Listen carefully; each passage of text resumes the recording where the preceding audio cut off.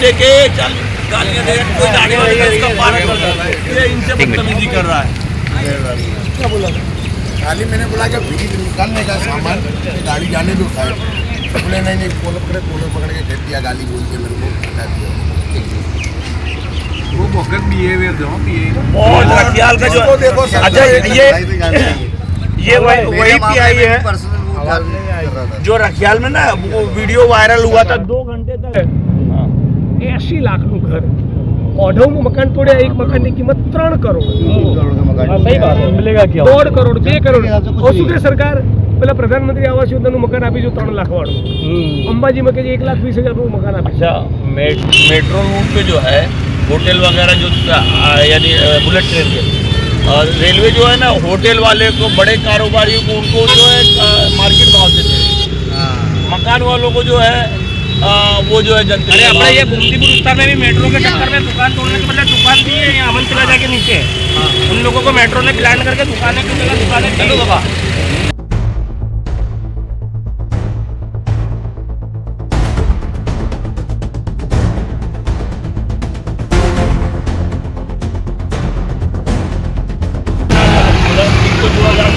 जो है टूट गए थे तो उसमें मुआवजा देने की बात है।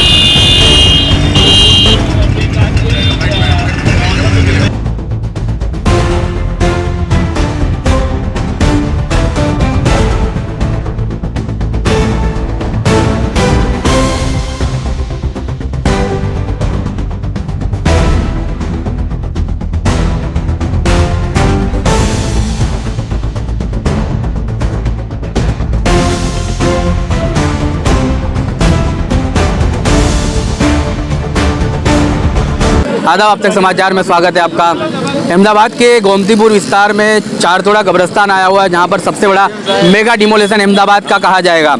आवाम ने डिमोलेशन को एक तरीके से विरोध के बिना डिमोलेशन होने दिया, लेकिन उनका सवाल ये था कि मकान तो तोड़ा, 4 तोड़ा को क्यों तोड़ा। एक सवाल आवाम के बीच में ये भी उनके कब्रिस्तान की दीवार को भी तोड़ा गया और दरगाह को भी तोड़ा गया। जिग्नेश मेवानी कहीं ना कहीं विधानसभा के चलते व्यस्त थे और विधानसभा सत्र खत्म होने के बाद आज विस्तार के दौरे पे। सर, कैसे देखते हो? अब सरकार एक तरफ ये कहती है कि दंगे तो 2002 के बाद से नहीं हुए, क्या एक तरह का ये दंगा नहीं है? डिमोलेशन करना, गरीब आवाम को रोड पे लाना दंगे से कम है ये? आज मैं विधानसभा में बोला था कि अंबाजी कॉरिडोर बन रहा है, वहाँ पर हिंदू समुदाय के जो रबारी भाई है उनके मकान तोड़े, ओढ़व में आशियाने तोड़े, या गोमतीपुर में डेमोलिशन किया, जुहापुरा में किया, देवी पूजक समाज के मकान तोड़ने वाले हैं धोड़का वटामण। तो ये हिंदू मुसलमान किसी के नहीं है, ठीक है। ये केवल पूंजीपतियों की सरकार है। इनको धन्ना सेठ पूंजीपति पैसे वाले लोगों को, रियल एस्टेट का किंग हो, बड़ा इंडस्ट्रियल ग्रुप हो, इनकी चापलूसी के अलावा भाजपा को कुछ आता ही नहीं। तो हम ओबीसी, आदिवासी, मुस्लिम, दलित, सभी जाति और धर्म के जो भी कमज़ोर मजलूम लोग हैं उन सभी को साथ में मिलकर लड़ना पड़ेगा। ये जो मामला दिख रहा है इसमें तो मुझे सभी साथी बता रहे कि कोर्ट का ऑर्डर था कि इस कब्रिस्तान की दीवार को छुआ न जाए, बावजूद उसको यदि डेमोलिश कर दिया वो तो कोर्ट का अपमान है, कोर्ट की अवमानना है, कंटेम्प्ट ऑफ कोर्ट है।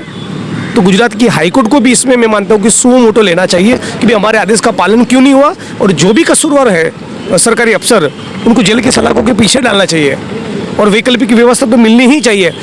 भारत का संविधान साफ तौर पे कह रहा है कि सभी नागरिकों का ये अधिकार है कि उनके सर के ऊपर छत हो, राइट टू शेल्टर।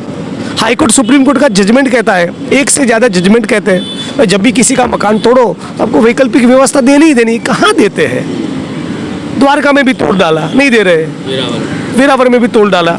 तो हम सभी को लड़ना पड़ेगा, ये बहुत लंबी लड़ाई है और लड़ेंगे साथ में मिलकर। सर, इस मुद्दे को कैसे देख रहे हैं कि जब कोर्ट का ऑर्डर था और कलीम सिद्दीकी की उनकी टीम एडवोकेट के साथ यहाँ पहुँचती है, उनके साथ जो है धक्का मुक्की करके उनको डिटेन कर लिया गया और उनकी सुनने में नहीं आई?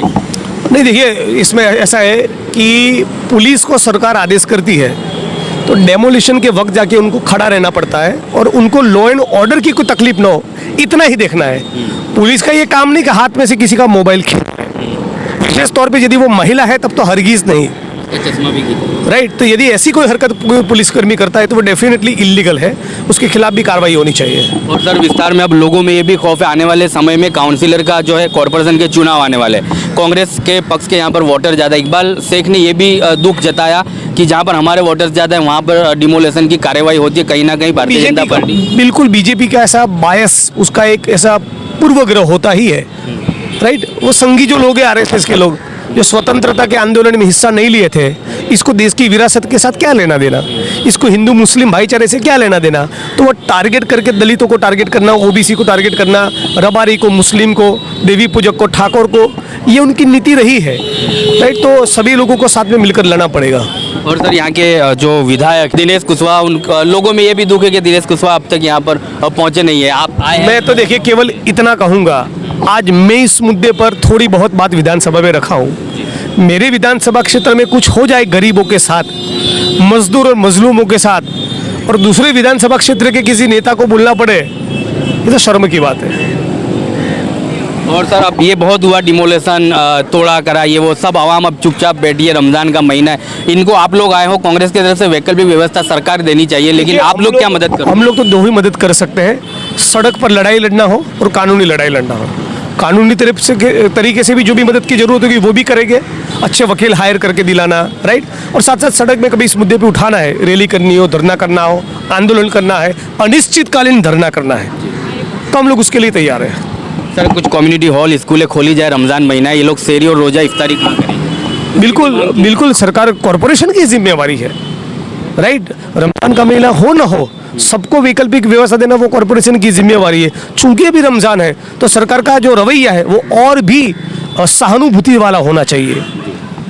चलिए ये थे जिग्नेश मेवाणी विधानसभा के जो क्षेत्र जो कार्यक्रम चल रहा था उसमें कहीं ना कहीं व्यस्त थे, और आज विस्तार के दौरे पे आए हैं तमाम जो है आगेवान सामाजिक इनके साथ जुड़े हैं। काउंसिलर जुल्फी भाई भी यहाँ पर हाजिर है। इकबाल शेख काउंसिलर कहीं समय के जो है अभाव के कारण पहुँच नहीं पाए हैं। लोगों में खुशी है, इनके नेता जो है विस्तार में आते हैं और उनकी कहीं ना कहीं लड़ाई लड़ने के लिए मैदान में उतरे हैं। आज जिग्नेश मेवाणी के साथ आप देख सकते हैं काफ़ी लोग इस लड़ाई में उतरने के लिए तैयार है, तत्पर है। आने वाले दिनों में ये देखा जाएगा कि किस तरह से जो है डिमोलेट किए गए इस दरगाह और कब्रिस्तान को जल्द से जल्द बनाया जाए, और जो मकान तोड़े हैं उस मकान के अंदर रहने वाले लोगों को वैकल्पिक व्यवस्था दी जाए, रमज़ान हो या ना हो। जिग्नेश मेवाणी का कहना है कि आने वाले समय में भी अगर यदि इस तरह का डिमोलेशन होता है तो इनको एक तरह की वैकल्पिक व्यवस्था मिलनी चाहिए।